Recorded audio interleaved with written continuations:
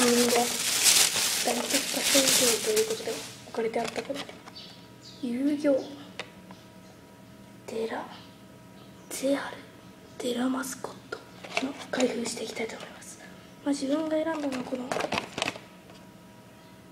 リバイスドラゴン、これですかね。では早速開けていきたいと思います。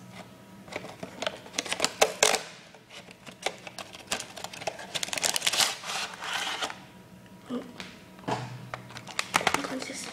結構小さい。でもなんかよくできてる。リアルですね。あら、なんか台が置いてありますね。ここに台があります。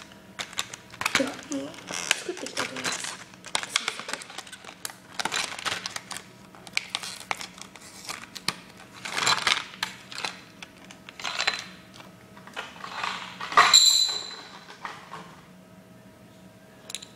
台が結構ちゃんとしてますね。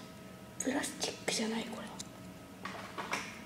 はい、ではもう組み立てたいと思います。これ結構組み立てるの簡単そうですね。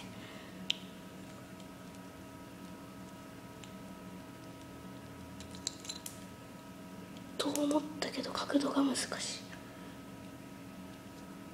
い。よう分かりませんね。よし。あら、で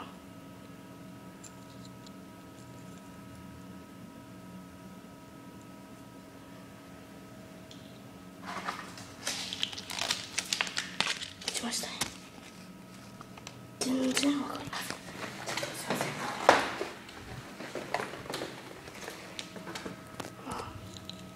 ん。こんな感じに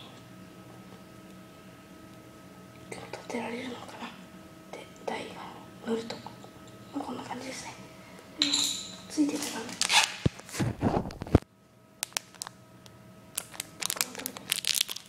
周りが硬い系ですね。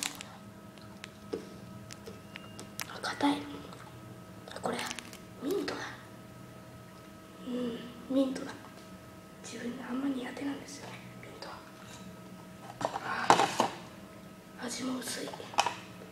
あんまり美味しくないですね。辛い。